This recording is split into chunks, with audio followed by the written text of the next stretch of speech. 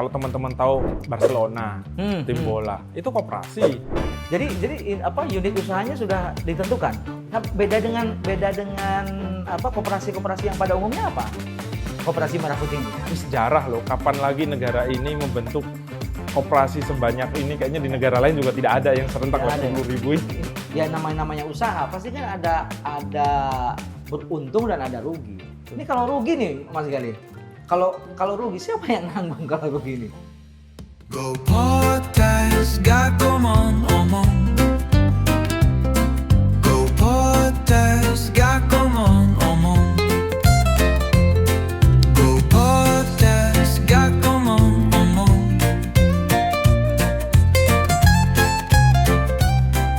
Halo Kinasta, Sobat Desa dan penyimak Go Podcast dimanapun kalian berada, selamat datang di Go Podcast Kawan Omong.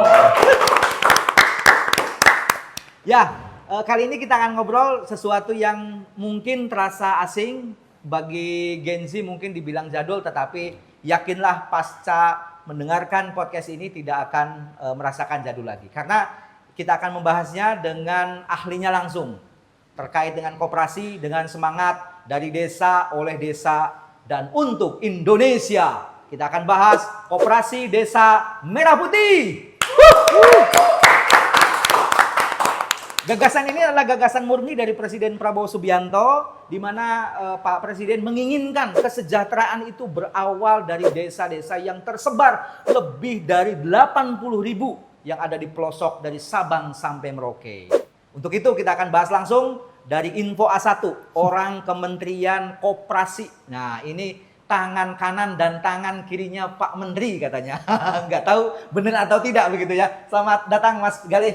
Apa kabarnya? Alhamdulillah. Mas Ihsan, apa kabar Kang? Sehat-sehat. Alhamdulillah. Sorry nih, Jakarta lagi musim hujan begini, kita panggil ke Go Podcast begitu ya. Karena saya kemarin baca artikel, kalau tidak salah koperasi desa ini mau di launching begitu ya di tanggal 12 besok. Gitu kan? Di 12 Juli ya. 12 Juli makanya saya dengan produser diskusi, ayo kita cepat taping nih. Kita kejar nih orang Kemenkop begitu ya. Tidak dapat menterinya, kita kaki tangan kaki kirinya. Gitu kan. Gimana? Masih sibuk soal koperasi desa ini, persiapannya gimana? Masih Mas, jadi sejauh ini kan kita sosialisasi lah, itu pasti, apalagi kita ditargetkan 80.000 jumlah yang tidak sedikit, tapi kita tetap fight, dan tadi pagi angkanya sudah di 80.015. 80.015. Itu berarti disesuaikan dengan jumlah desa dan kelurahan di Indonesia. Betul, kurang lebih 83.000 sekian. 83.000 ya begitu ya. Makanya mungkin jumlah yang banyak ini juga banyak tantangannya begitu ya.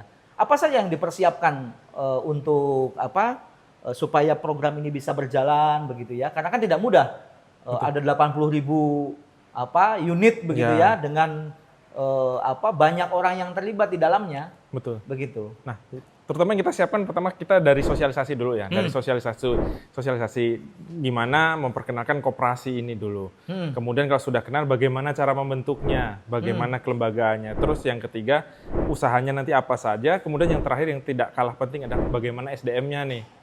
Karena kita tidak bisa memungkiri bahwa di desa kelurahan itu kompetensi kapasitas SDM-nya kan berbeda-beda nih. Nah, itu yang perlu kita petakan, mana yang perlu pendekatan yang ekstra, mana yang cukup ini tinggal diasah sedikit bisa. Seperti itu kurang lebih. Ya ngomong-ngomong soal koperasi ini kan kalau zaman kita kecil gitu ya. Ini dulu terkenalnya KUD, Koperasi Unit Desa. Mungkin orang-orang di generasi X kali ya yang paham atau milenial di awal. Tapi dengan generasi Z yang hari ini mendominasi di Indonesia sebagai bonus demografi, apa yang mungkin kalau saya jadi Gen Z begitu ya, apa sih yang didapat nih dari koperasi? Ini makhluk apa sih koperasi? Jadi koperasi itu kan kalau untuk Gen Z apalagi yang era-era sekarang, kita kasih contoh lah yang kalau teman-teman tahu Barcelona, tim bola, itu koperasi. Bagaimana bagaimana koperasi di Catalunya bisa memiliki Barcelona. Loh, saya baru tahu loh. Barcelona itu koperasi. Ya. Buktinya warga bisa membayar seorang Messi yang semahal itu kan. Semahal itu ya. Iya, belum teman-temannya. Itu yang bola mah. Kak. Jadi kalau kita lihat lagi yang merek terkenal Frisian Flag. Oh, itu juga susu koperasi, koperasi. susu, peternakan yang masih jadi Ada koperasi itu. banyak sebetulnya, tidak hanya KUD kalau zaman dulu kan. KUD, terus ada koperasi, kita nyebutnya bukan simpan pinjam, tapi pinjam-pinjam, karena yang nyimpan dikit, yang pinjam banyak. Dan nggak kembali-balik. Dan balik-balik Kembali koperasi lagi. pinjam-pinjam. Makanya kita kasih contoh yang bagus. Sebetulnya kita punya banyak yang bagus di sektor pertanian, perkebunan, segala macam banyak. Cuma mungkin pemberitaan di media belum sebesar itu. Padahal kalau kita melihat contoh di luar, ya tadi Barcelona mungkin juga baru diketahui itu koperasi. Itu koperasi. Iya, karena ada semangat gotong royong kan di sana sebenarnya. Maka mungkin sih ada yang salah, mohon maaf ya, dalam tanda kutip, dalam cara kita memahami koperasi yang tadi kesannya jadul, kemudian koperasi itu jadi tadi hanya pinjam-pinjam aja, tidak ada simpannya begitu. Nah, ini penting sekali sebenarnya tantangan dari Mas Gali sama Mas Ihsan ini. Gen Z ini dapat apa nih di program ini kira-kira? Bisa berperan apa di program ini kira-kira? Apa yang bisa dilakukan? Nah, ini Kang, jadi yang bedain tadi Kang Asep udah cerita soal KUD kan. Nah, sebenarnya di koperasi desa itu kita pengen lebih mendorong soal produktivitas. Kan sekarang Gen Z soal lapangan pekerjaan. Ya.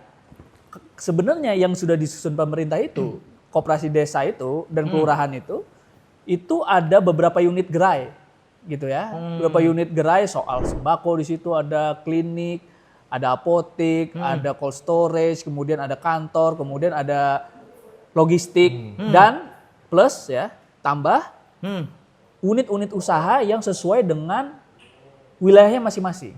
Nah, kalau di satu desa atau wilayah Gen Z ini punya kreativitas, ya kan, butuh lapangan pekerjaan, justru koperasi itu bisa jadi wadah untuk jadi wadah produktivitas para anak muda.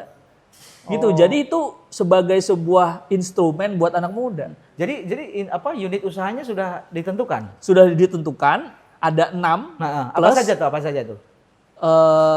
klinik Klinik ini klinik kesehatan, apotek, kemudian gerai-gerai sembako, Sembako itu ya warung-warung kayak Madura warung-warung, itu ya. ya. Terus kemudian logistik, itu gudang-gudang. Kalau kita ngomong soal ketahanan pangan, Iya, Pak Presiden Prabowo sekarang gencar ngomong ketahanan pangan, Ah. sehingga itu yang menjadi off taker atau pembeli bagi petani. Jadi petani nggak perlu takut sekarang. Ini yang mau diberantas oleh koperasi desa tengkulak-tengkulak. Itu mau diberantas melalui koperasi desa. Kemudian unit simpan pinjam tadi yang Ya. tadi bilang. Yang simpan-simpan tapi nggak Simpan pernah pinjam tadi. apa pinjam-pinjam Pinjam nggak tapi nggak simpan. simpan. Nah. Lalu kemudian ya kantor operasional lah.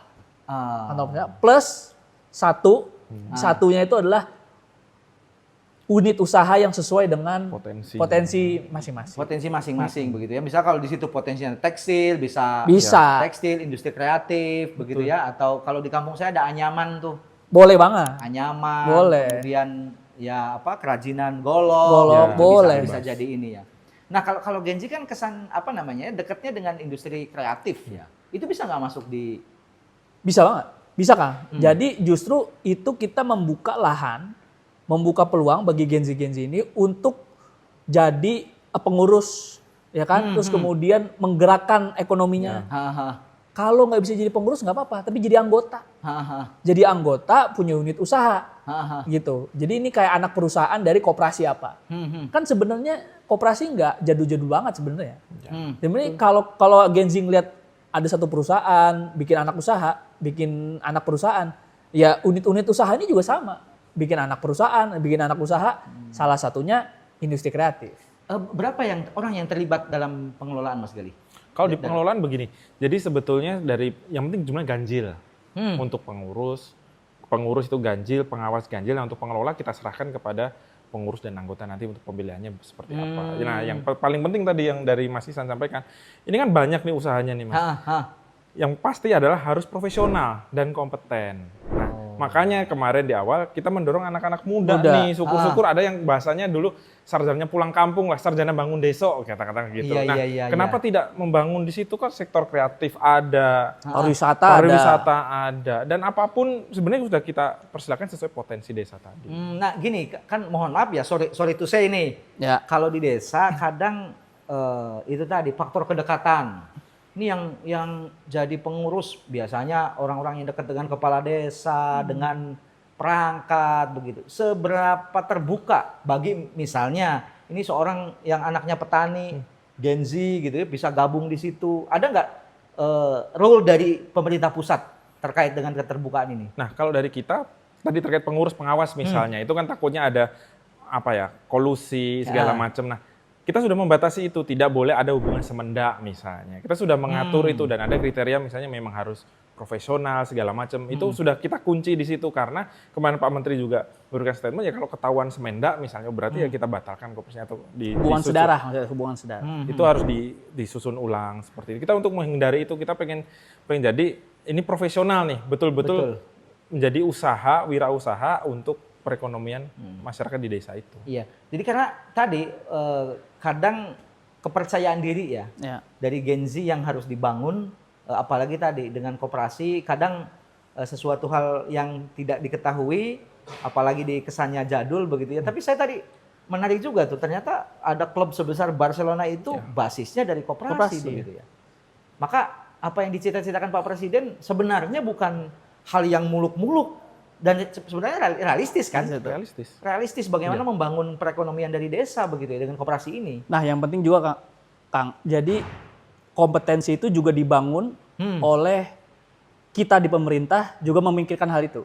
Jadi ada pelatihan juga Kang. Jadi bukan berarti ada unit bisnis, terus kemudian kedekatan tadi, terus tiba-tiba dia jadi anggota maunya dapetin sisa hasil usaha atau misalnya kita bisa bilang keuntungan lah dari koperasi. Nggak kayak gitu juga, tapi ada tahapnya juga, yaitu ada pelatihan juga. Kita siapkan nanti modul Kang, modul per desa, per koperasi itu untuk latihan. Siapa Mas Ihsan yang melatih? Itu kan ada 80.000 lebih nih yang memberikan pelatihan. Itu dari kita ada Kementerian Koperasi, kemudian dinas-dinas koperasi, provinsi, terus kemudian dinas koperasi kota kabupaten, itu juga. Dan kita juga lagi membentuk sekarang ya stakeholder perkoperasian.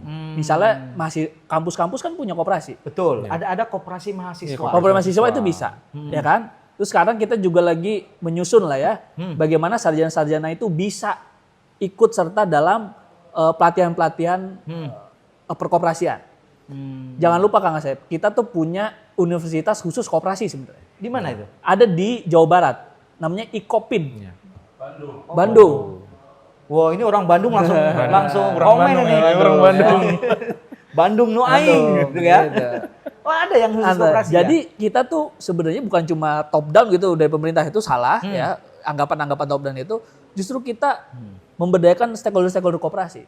Jadi stakeholder koperasi inilah yang juga ikut nanti membantu pelatihan-pelatihan, pembukuannya, lalu pengembangan kapasitas, prinsip-prinsip koperasi tadi gotong royong, itu juga ntar akan disampaikan. Ya, yang jadi pertanyaan besar ini, apa sih sebenarnya gagasan dari Pak Prabowo, kenapa harus dimulai dari koperasi?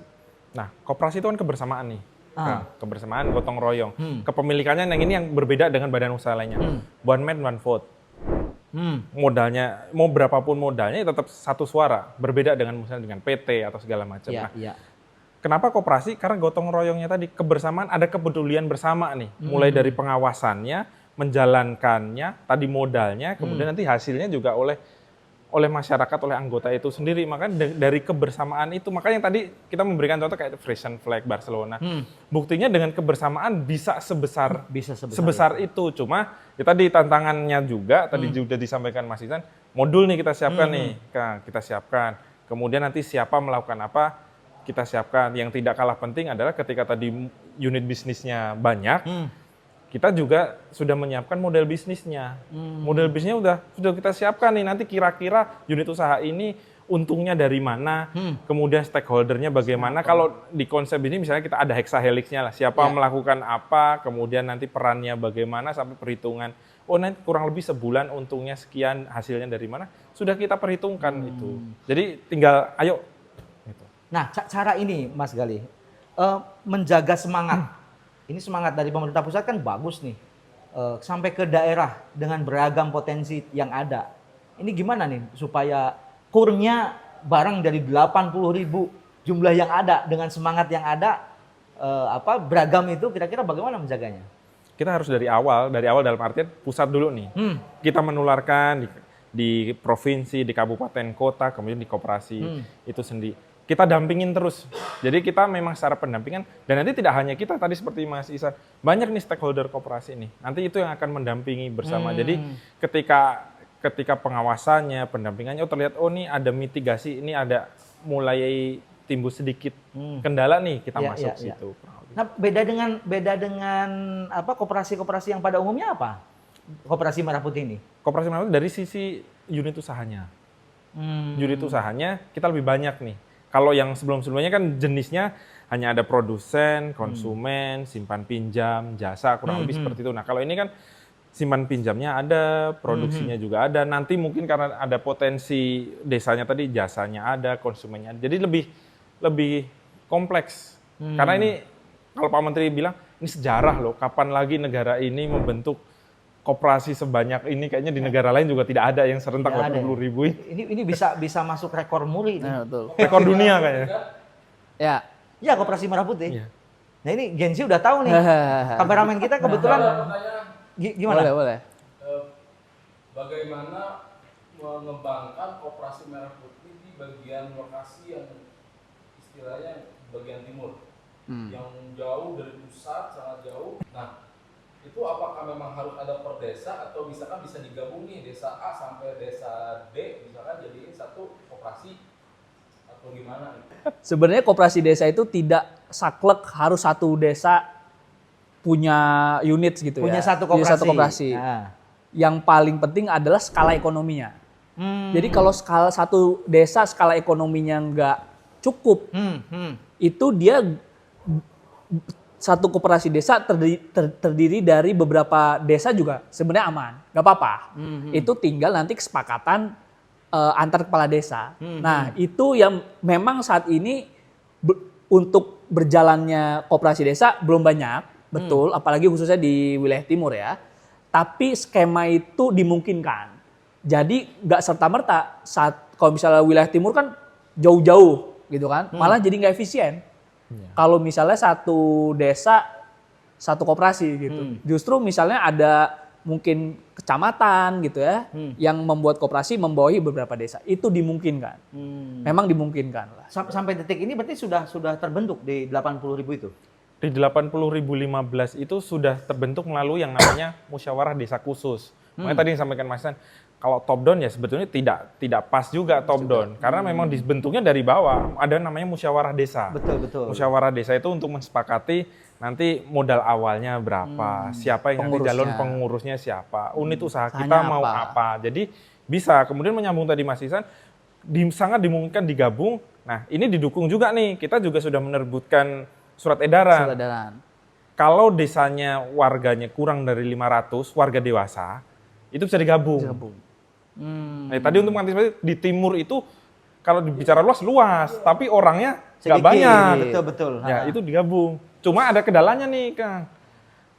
Karena kepala desa atau lurah itu menjadi ex officio pengawas.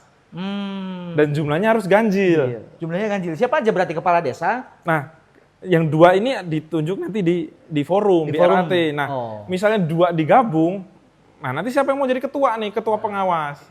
Potensi konflik di lapangan, pasti itu ada begitu ya. Bagaimana mensiasatinya? Kalau tadi yang saya tangkap, potensi konflik itu jika digabung nih. Digabung, tapi makanya arahnya kalau bisa sendiri-sendiri, tapi tadi skala ekonomi, jumlah penduduk ya. Nah, tapi di satu sisi kita harus memperhatikan nih, kalau sendiri potensi konfliknya akan lebih sedikit sebetulnya kalau bisa berdiri sendiri. Nah, kalau bicara tadi bahasanya apa ya? Rebutan lapak lah ya, rebutan lapak. Nah, di desa itu kan sudah ada batas wilayahnya masing-masing tuh, bahkan ke area perairan pun sudah ada batasnya. Selama itu tidak saling melanggar sih saya kira aman. Sama ini saya kira kalau di wilayah timur kan sebenarnya ada lembaga adat ya. Ya. Saya kira itu bisa jadi solusi. Jadi memang kan ya namanya kita kan masyarakat komunal ya di desa gitu ya. Aha.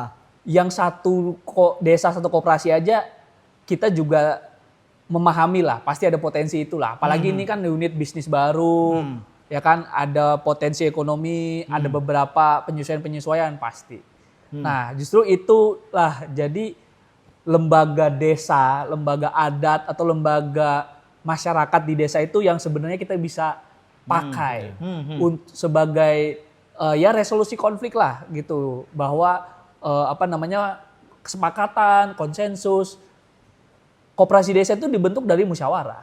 Kalau misalnya ada masalah apa segala macam, ya kan juga bisa bermusyawarah gitu kan. Betul. Jadi ada hal-hal yang bisa dikomunikasikan. Kan ini kita juga bareng-bareng lah gitu kan. Masyarakat yang komunal harusnya relatif saya rasa bisa terkendali sih. Nah memang iya gagasannya kan dari presiden, cuman pelaksanaannya dari bawah begitu. Betul, ya. Bagaimana di koperasi ini dibentuk, kemudian tadi unit usaha saja, apa Terserah, saja, betul. itu terserah dari lapangan. Begitu. Sesuai kesepakatan musyawarah desa. Yang saya baca di medsos itu banyak perangkat-perangkat yang nangkep ide ini sebagai, mohon maaf Mas Gali, Mas Izan, harus saya sampaikan, ini ada kue yang bisa jadi bancaan, begitu ya. Gimana nih meluruskan isu-isu ini? Wah ini koperasi nih, wah ini kayak dana desa dulu zamannya Pak Jokowi, ada bancaan Hibah lagi, ya. gitu kan? Hibah ya. Hibah. Ini sebenarnya asal usul dananya bagaimana sih? Apakah dikasih apa gimana? Nah, dalam kesempatan ini juga nih kita clearkan juga nih. Wah ini infonya biar A1 ini. biar lebih enak nih. Eksklusif. Astakom. Ya dong. Biar nggak simpang siur, karena begini, plafonnya 3M, tapi itu bukan hibah. Oh, ini plafon itu berarti batas maksimal. Batas Maksimal, maksimal. betul. Jadi nanti berupa pinjaman dari Himbara. Kemarin Pak Menteri menyampaikan plafon awal maksimal 3M. 3M. Jadi kembali lagi kita tegaskan ini bukan hibah. Bukan uang 3M. Bukan ini 3M, Mas Gali, silakan dikasihkan. Pakai silakan sesuka-suka lu. Betul. Enggak ya? Enggak. Clear ya? Clear, Oke. clear. Aha. Itu plafon. Nah, karena plafon berarti kita harus ngelihat yang namanya visibility study dan proposal rencana bisnis. bisnisnya. Kalau memang nggak nyampe 3M ya nggak apa-apa, namanya plafon kan. Namanya plafon ya butuhnya 1M, ya udah 1M. Kasih Iya, pinjaman iya. dulu. Nah, dibuka opsi ketika nanti sudah berjalan nih. Oh ternyata bisnisnya bagus, sudah menghasilkan 3, 4, 5 tahun ke depan. Plafonnya bisa dinaikkan sampai, nah nanti akan dibahas lagi oleh para pembinaan ini. Pembina yang ada di koperasi ini. iya. Nah, mohon maaf, yang namanya koperasi usaha ya. Ya namanya usaha pasti kan ada beruntung dan ada rugi. Ini kalau rugi nih Mas Gali. Kalau rugi siapa yang nanggung kalau rugi ini? Nah, balik lagi seperti tadi karena kebersamaan, milik bersama, ya ditanggung bersama. renteng. Tanggung renteng. Oh. Tapi bukan berarti misalnya yang lain harus mau enggak, tapi ya sebatas modal yang diikutkan, ada simpanan pokok, simpanan wajib, wajib. seperti itu. Nanti sisanya ya asetnya bagaimana. Nah ini yang berbeda Kang. Kalau dulu itu mungkin hibah itu mungkin atau bansos, mungkin itu kan masyarakat diberikan uang. Iya. Nah, yang berbeda dari Pak Presiden ini, yang sekarang ini adalah masyarakat desa itu disuruh bekerja. Kita yang produktif gitu. Jadi sehingga jangan sampai dipikir oh ini kita mendapatkan cuma-cuma. Iya. Enggak gitu. Justru ekonomi jangka panjang, ekonomi yang berkelanjutan itu harus produktif dan bekerja. Itu yang mau disasar. Sehingga unit-unit usahanya kan tadi sudah ada.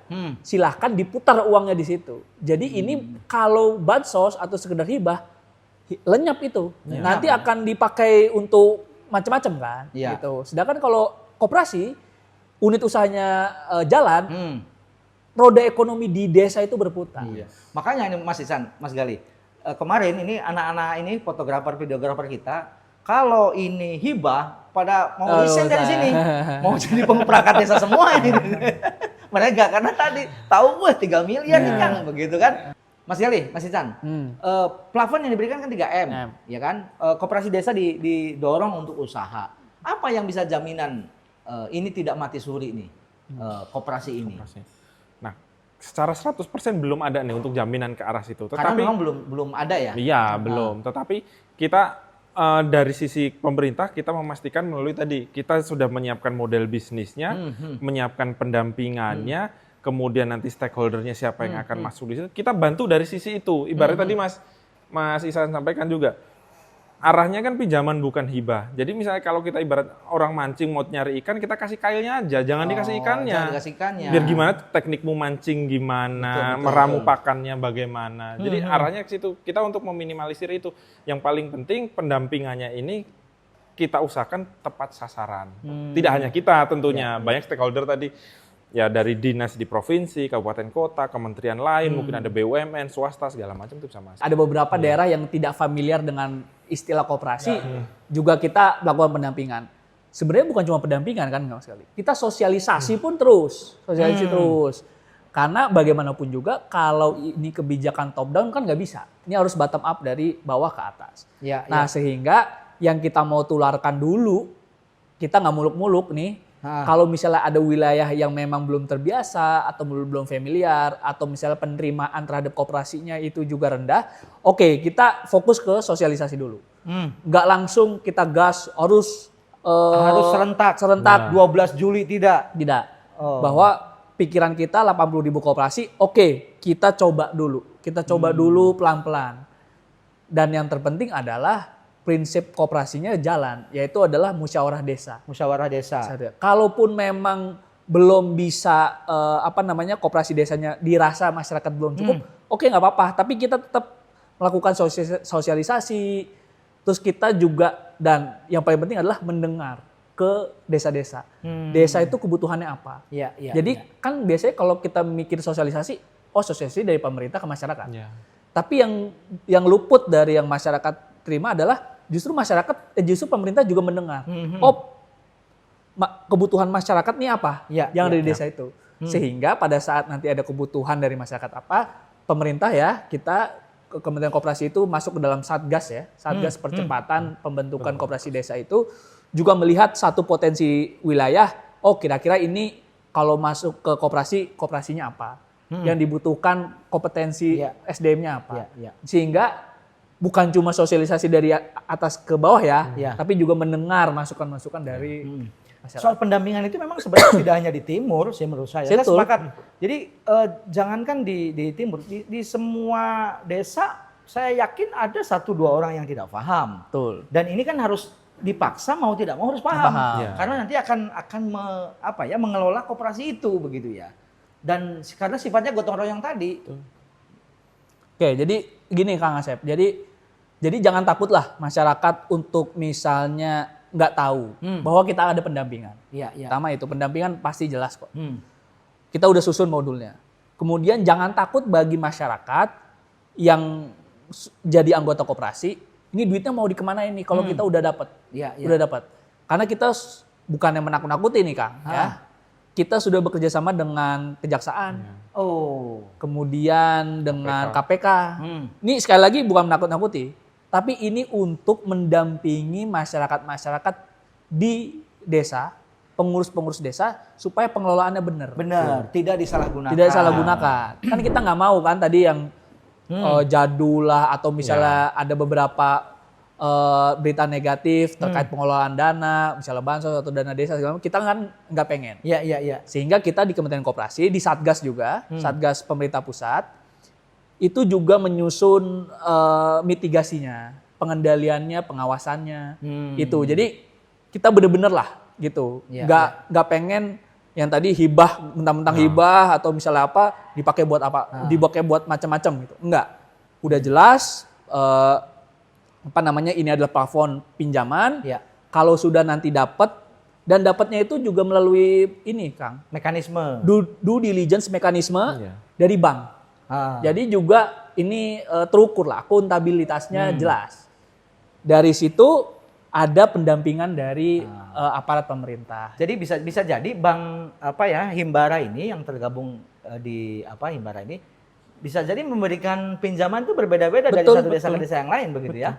Jadi tidak boleh ada kecemburuan Betul. Ya. dan tidak ada intervensi dari pusat. Nggak ada ya? Tidak.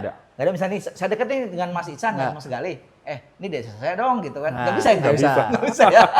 Kan yang penting adalah musyawarah desanya, Kak. Iya. Oh, Kalau- iya. Emang saya bisa mengintervensi desa, musyawarah desa? Betul. Emang bisa mengintervensi bank? Bang. Bank, Nah, itu. benar. Nggak bisa ya? Kalau bisa. bank kan ngitungnya dari proposal bisnis, Ah, bisnis model. Kita aja belum dipercaya Belum sama percaya, sama gimana? bank gitu ya. Gitu. Utang KPR-nya belum masuk gitu ya. Nah, sebenarnya kalau ngomongin unit usaha, kalau tadi semangat gotong royong itu ada kemudian diterapkan, gak usah jauh-jauh deh teknik secara simpel misalnya sembako gitu ya. Masyarakat kan hampir semua butuh minyak goreng, butuh beras, butuh gula, yang itu bisa kalau disediakan oleh koperasi dan anggota koperasi masyarakat desa beli di situ, uang akan berputar, bro. Nah, makanya Kang, itu yang juga berkali-kali ya, Ya. berkali-kali Pak Menteri atau Pak Menko Pangan juga, Pak Presiden juga, itu mengatakan bahwa subsidi LPG nanti akan masuk ke koperasi Yes. desa. Lalu kemudian bansos, Kang, bansos itu juga akan masuk ke koperasi desa. Oh. Nanti bisa kemudian hasil-hasil pertanian, hasil-hasil pertanian, petani-petani gitu ya, petani-petani yang punya produk pertanian Nah, akan diambil oleh koperasi desa untuk nanti disalurkan ke beberapa pengusaha-pengusaha besar, pabrik-pabrik besar. Sehingga ini tuh semacam hub, semacam sentral ekonomi di desa. di desa betul. Sehingga ya masyarakatnya akan ekonominya berputar di desa. Sehingga menciptakan titik-titik ekonomi baru di desa. Di desa. Kita nggak pengen masyarakatnya lari ke kota Retail yang atau modern, gitu ya. gitu. Kalau sekarang kan itu sedikit-sedikit kalau mamah muda itu pengennya ke mall Mall, gitu ya kan. kan. Datangnya ke tempat-tempat yang ngetren begitu. Padahal ya kalau kita mau memberdayakan karena koperasi ini kan bahasanya soko guru Iya. Betul. ya. Ya. Kita Indonesia punya koperasi ini luar biasa. Maka gagasan tadi kalau menurut saya kalau memang benar-benar diterapkan begitu ya dan masyarakat di desa tidak tidak menyalahgunakan lah dalam artian pinjaman ini, Ya. ini akan jadi satu Betul. ledakan luar biasa begitu ya. Sudah ada nggak pilot project dari Kementerian Koperasi yang sudah diterapkan? Nah, kalau dari pilot project baru saja kemarin di Yogyakarta. Difokuskan di situ tapi ada 8 titik. Nah, Desa Sri Mulyo di Bantul kalau tidak salah, Iya, di iya, Bantul. Nah, di situ sudah berjalan karena di dalamnya kelompok-kelompok usaha warga desanya bergabunglah juga di koperasi. Kemudian yang menarik adalah tadi yang disampaikan kan unit usahanya ada yang potensi nih. Ada yang akhirnya membuka pet shop, angkringan. Pet shop itu ada. boleh Mas Gali? Boleh, kan kembali lagi.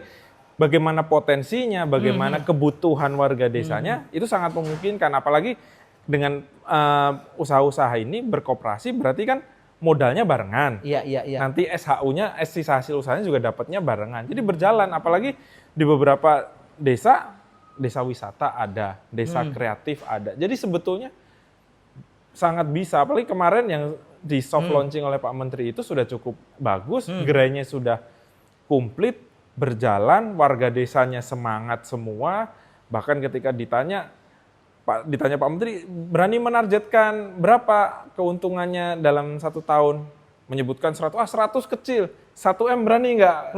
Sampai ditantang Pak Menteri karena memang unit usahanya banyak. Kalau tadi saya nyambung yang Mas Ihsan, misalnya di sembako tadi ya Mas ya.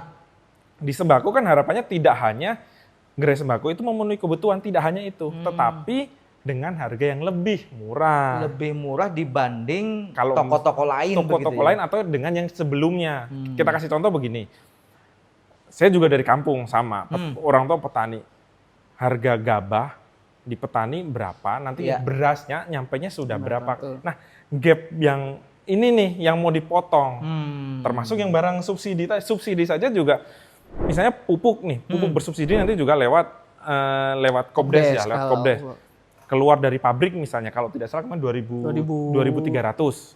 Ya. Misalnya dengan ongkos transport segala macam, paling ketemu per kilo 2.500, 2.600. Pada faktanya di beberapa daerah harganya sudah 4.000 sekian. Oh, Ini nih yang mau dipotong nih, 2.000 kalau kali sekian, untuk produksinya kali berapa hektar, kali berapa petani, kali berapa desa, nilainya besar ya. Kalau Dan- dikelola dengan tadi profesional. dengan profesional. Dan sebenarnya itu harus ya memang betul harus kembali ke desa.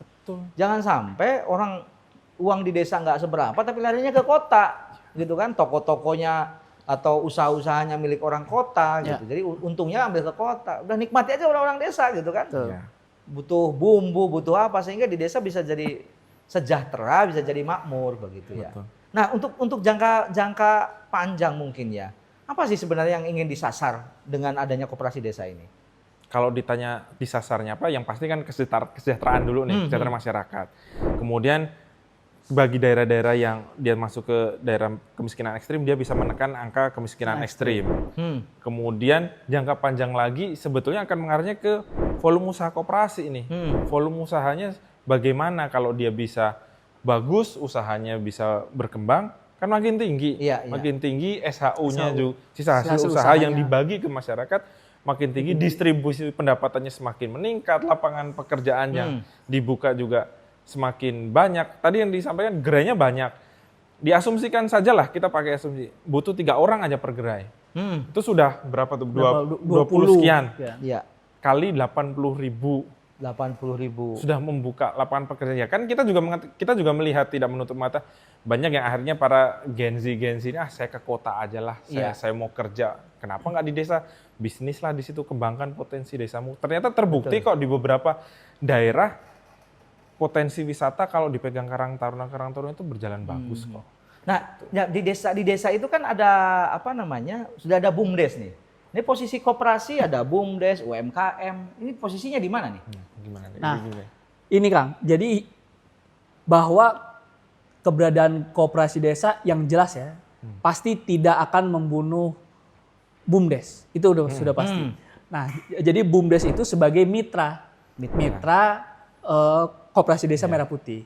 Bahwa nanti hasil produk-produk dari BUMDes itu juga bisa diserap oleh koperasi desa Merah Putih. Sehingga yang tadi beberapa produk yang potensial, BUMDes juga bisa menyediakan jasa macam-macam pariwisata dan segala macam itu bisa dibantu oleh koperasi desa Merah Putih. Nah, yang berbeda adalah koperasi desa Merah Putih itu kan unitnya banyak kan, sehingga unitnya banyak. Kalau unitnya banyak, berarti yang punya adalah masyarakat desa itu, bukan yang punya BUMDes. Jadi ini agak beda nih. Kalau koperasi desa adalah masyarakat di situ yang bisa masuk menjadi anggota, sehingga dia yang menjalankan bisnisnya juga. Kalau di BUMDes kan pegawai badan usaha milik desa, Milik desanya sehingga itu ya. masyarakat adalah sebagai konsumen jual beli aja. Kalau UMKM, ini saya punya toko kelontong nih, waduh terancam nih Mas Galih, Mas Isan. Nah, justru UMKM itu bisa mengambil produk ke koperasi desa yang harganya bisa lebih murah. Lebih murah untuk kulakan. Oh, Sehingga UMKM yang tadinya terjerat dengan pinjaman tengkulak, terus kemudian pinjaman-pinjaman online. Ngapain pinjaman online? Sekarang di usaha simpan pinjam di Kopdes ada. Bang Emok. Nah, Kalau di makanya tempat saya ada macam-macam, Bang Bang Amok. Atau misalnya macam-macam, UMKM itu ambil di Koperasi Desa Merah Putih karena memang supply-nya lebih terjamin gitu. Ini tadi Gen Z pada tanya Bang Emok apa katanya? Tahu nggak ada Bang Emok? Bang Emok itu bang yang idolanya ibu-ibu gitu. Lewat di Reels itu ya. Iya. Saya bersumpah. Gitu Bang Emok itu. Dan yang penting adalah Kang, dengan adanya koperasi desa, Gen Z sekarang tuh harus berusaha, wirausaha. Jadi nggak cuma nyari kerja, karena nyari kerja kan lapangan pekerjaannya pasti ya segitu-segitu Terbatas, aja, betul terbatas. ya. Udah gitu harus ke kota. Nah, kalau di desa dan berusaha, kan berarti jiwa entrepreneurnya gerak lagi, gitu. Ada instrumennya Koperasi Desa Merah Putih. Sebagai orang koperasi ini, saya pengen tahu dengan apabila 80.000 ini jalan, menurut Mas Galih, Mas Ihsan, bayangan perekonomian kita 5-10 tahun ke depan seperti apa? Cukup bagus, sangat bagus. Bagus. Karena kan perekonomian itu berasal dari bawah ya. Ketika desanya sudah bagus, minimal bisa memenuhi kebutuhannya sendiri. Kemudian kalau lebih panjang lagi tidak bergantung impor misalnya, bahkan kita bisa ekspor, saling ya udahlah. Oh di sana potensinya apa? Kita taruh saling bantu, gotong royong, sudah cukup bagus, kuat. asal itu tadi tidak diganggu dengan kepentingan lain. Tapi kalau desa dengan penduduk sedikit memang banyak di Indonesia. Iya, betul. betul. Bukan cuma di timur, di Kalimantan pun kan kita tahu Iya, bos di Kalimantan juga. luas. Di gitu. Jawa, di ada Brebes, juga. di kampung saya ada Ada juga. desa yang jumlah penduduknya hanya 200-an, ada itu. Dan itu kemungkinan bergabung kan 200 ada ya? banyak. Ya 200 jiwa ada. Itu di Jawa loh. Iya, apalagi di luar. Nah itu juga Kang. Jadi kalau nanti ekonominya seperti apa, mungkin nanti mungkin masa depan kita bisa melihat produk-produk yang lebih masif adalah made in Semarang, made in Boyolali, made in Kudus. Itu akan lebih banyak dibanding kalau sekarang mungkin di tempat-tempat wisata. Tapi kalau mungkin nanti di retail modern itu akan sangat banyak nanti. Misalnya ada tekstil, Ya. misalnya baju kah, ya mungkin gelang atau apa macam-macam lah. Tapi itu tidak terbatas di wilayah-wilayah pariwisata. Kan biasanya kalau sekarang wilayah pariwisata tuh yang memajang. Betul. Kalau sekarang mungkin di retail-retail yang modern juga, kalau memang ini gerakannya masif, ya relatif cukup baik pengawasannya, itu akan lebih banyak nanti produksi-produksi lokal yang lebih bisa berperan signifikan lah. Nggak cuma produk dari Jakarta, produk dari Jawa gitu. Jadi produk-produk yang dari Sumatera ya memang ya dikonsumsi oleh konsumsi oleh konsumen Sumatera Selatan misalnya. Misalnya air minum sekarang mungkin ya kita tahu merek-merek besar. Ya. Tapi kalau misalnya nanti ada yang bisa produksi bagus ya kan, produksi lokal itu bisa jadi konsumennya di situ. Ya, pendekatan-pendekatan kearifan lokal ini sangat bagus juga. Misal kayak di Kudus. Di Kudus itu ada AMDK buatan lokal. Nah, itu kan yang dibacain ini hataman Quran. Nah. Sehingga orang ada sugesti bahwa oh ini berkah nih dibacain, ada bacaan hataman Quran begitu. Ya, Mas Gali. Misalnya ini kan ini sosialisasi mungkin orang kadang nangkep bisa 100% atau mungkin ada yang belum nangkep gitu ya. Kalau pengen lebih jauh, pengen tahu seluk-beluk Koperasi Merah Putih itu infonya dari mana? Nah gini, tadi menambahkan dari Mas Ihsan.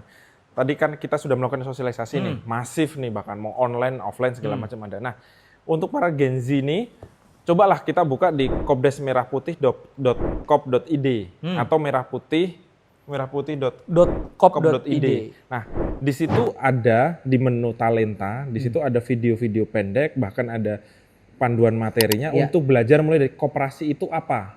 Nah, kalau sudah tahu koperasi itu apa, gimana membentuknya, usahanya bagaimana, nanti rapat anggota tahunan misalnya, pembagian SHU atau pengelolaannya, bahkan nanti sampai menjalankan usahanya, semuanya ada di situ. Bahasanya kayak video tutorialnya ada, bahkan materinya juga ada. Jadi jangan takut, karena pemerintah menyediakan itu semua dan silakan diakses secara bebas. Dan ini bentuk dukungan dari pemerintah pusat ya. Betul. Baik secara konsep, ide maupun sampai praktik-praktik di lapangan didampingi. Pasti.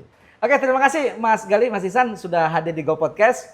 Menarik sekali obrolan kita hari ini dan kita sebagai kenang-kenangan ada ini Ada apa nih? oleh-oleh dari tim Astakom. Wih, mantap. Ini Mas Ihsan kayaknya yang mirip-mirip.